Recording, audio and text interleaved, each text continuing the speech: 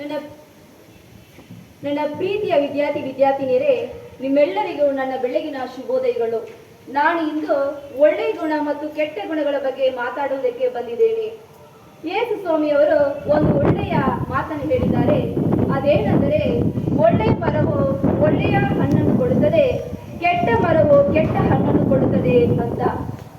ಇಲ್ಲಿ ಮರವನ್ನು ಮನುಷ್ಯರಿಗೂ ಹಣ್ಣನ್ನು ಗುಣಗಳಿಗೂ ಹೋಲಿಕೆ ಮಾಡಿದ್ದಾರೆ.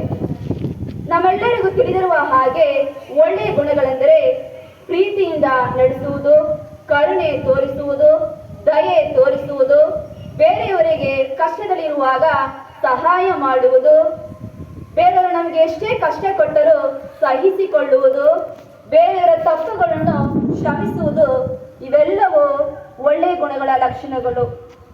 ಕೆಟ್ಟ ಗುಣಗಳೆಂದರೆ ಬೇರೆಯವರ ಮನಸ್ಸನ್ನು ಚುಚ್ಚುವಂತಹ ಮಾತುಗಳಿಂದ ನೋಯಿಸುವುದು, ಬೇರೆಯವರು ದುಃಖದಲ್ಲಿರುವಾಗ ಸಂತೋಷ ಪಡುವುದು, ಬೇರೆಯವರಿಗೆ ಅನ್ಯಾಯ ಮಾಡುವುದು, ಮಾಡಿದ ತಪ್ಪುಗಳನ್ನೇ ಮತ್ತೆ ಮತ್ತೆ ಜ್ಞಾಪಿಸುವುದು, ಇವೆಲ್ಲವೂ ಕೆಟ್ಟ ಗುಣಗಳಿಗಿರುವಂತಹ ಲಕ್ಷಣಗಳು. ಇಂಥ ಒಳ್ಳೆಯ ಗುಣಗಳನ್ನು ನಮ್ಮ ಜೀವನದಲ್ಲಿ ನಾವು ಅಳವಡಿಸಿಕೊಂಡರೆ ನಾವು ಅನೇಕ ಸಾಧನೆಗಳನ್ನು ಮಾಡಬಹುದು. ಚಿಕ್ಕ ವಯಸ್ಸಿನಿಂದಲೇ ಇಂಥ ಒಳ್ಳೆಯ ಗುಣಗಳನ್ನು ನಾವು ಕಲಿಯದಿದ್ದರೆ ದೊಡ್ಡವರಾದರೂ ಕಲಿಯಲು ಸಾಧ್ಯವಿಲ್ಲ.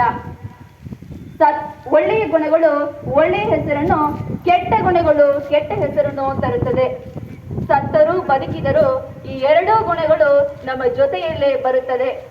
ಆದ್ದರಿಂದ ಒಳ್ಳೆಯದೇ ಯೋಚಿಸಿ, ಒಳ್ಳೆಯದನ್ನೇ ಮಾತಾಡಿ, ಒಳ್ಳೆಯದಾಗಿ ನಡೆಯಿರಿ ಅಂತ ಹೇಳಿ ನನ್ನ ಈ ಒಂದೆರಡು ಮಾತುಗಳನ್ನು ಮುಗಿಸುತ್ತೇನೆ. ಧನ್ಯವಾದಗಳು.